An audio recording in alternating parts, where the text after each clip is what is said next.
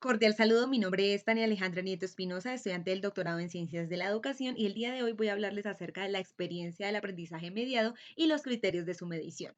En primer lugar, esta presentación estará dividida bajo los parámetros o fundamentos de Sandoval y López en el 2017, Villalta y otros autores en el 2018 y finalmente Figueroa en el año 2020. Es así como estará fundamentada bajo la conceptualización, los componentes y los criterios de la experiencia del aprendizaje mediado. En primer lugar, al hablar de la experiencia del aprendizaje mediado, se hace alusión a que es una intervención intencionada, activa y orientada, donde es un tercero quien cumple este rol, también llamado mediador, y no solamente es exclusivo de los docentes, sino también puede ser de algún integrante de la familia.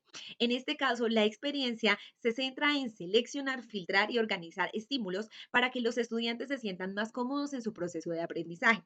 Tiene dos características fundamentales. En primer lugar, integra la teoría sociocultural de Lev Vygotsky y la teoría de la modificabilidad cognitiva, en donde el centro es el estudiante y todos los aprendizajes tienen que estar basados en algo que sea significativo para él.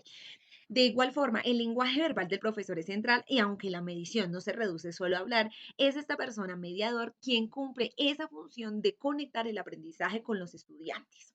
En ese sentido, el mediador debe ser una persona muy persistente para alcanzar los objetivos, debe tener mucha paciencia y recordar los estilos de aprendizaje de sus estudiantes y diseñar estrategias de acuerdo con el contexto.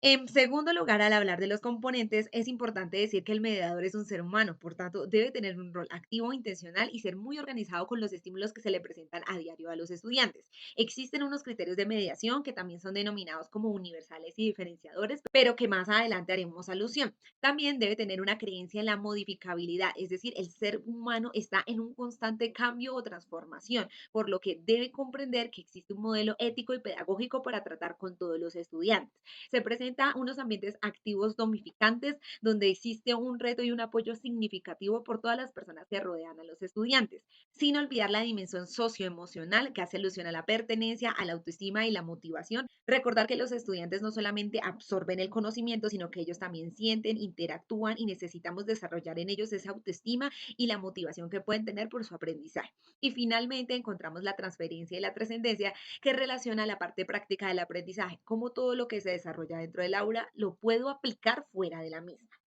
En tercer lugar, hablando de los criterios de mediación, existen tres que son universales y otros que son diferenciadores. Al hablar de los primeros, encontramos la intencionalidad y la reciprocidad. No solamente el docente está entregándole todo a sus estudiantes, sino que también recibe de sus estudiantes muchos aprendizajes. Existe una mediación del significado. Vamos a hablar y establecer objetivos entre lo que quiere el estudiante con lo que quiere el docente y hay un proceso de trascendencia de cómo yo aplico todo lo que se está viendo dentro del aula de clase.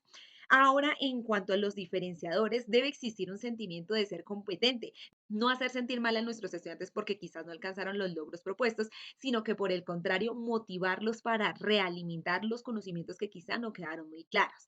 Debe haber una conciencia de cambio. Los estudiantes son seres que están en evolución, que se están transformando y que por tanto necesitan que tanto su conocimiento como la forma en la que aprenden cambie.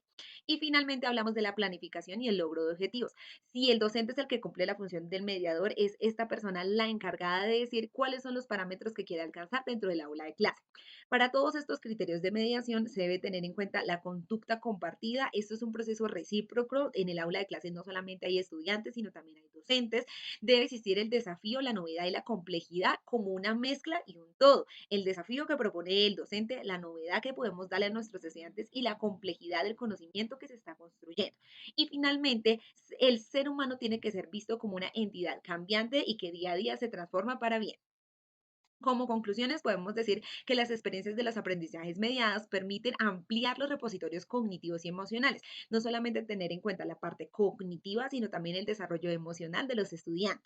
En segundo lugar, se deben formar docentes en habilidad de mediación, no solo que transmitan su conocimiento, sino que ayuden a desarrollarlo con cosas que valen la pena para los estudiantes. Debemos tener en cuenta los ambientes activo modificantes, donde no solamente juega un papel fundamental el colegio, sino también la familia y hasta la comunidad en general. digital. Este tipo de procedimientos favorece experiencias lúdicas que dan significado a los estudiantes, ellos se van a sentir más cómodos en el desarrollo de las actividades.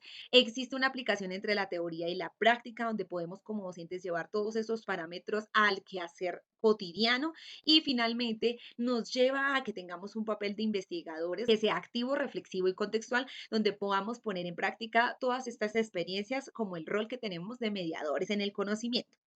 Estas son las referencias utilizadas. Muchas gracias por su atención.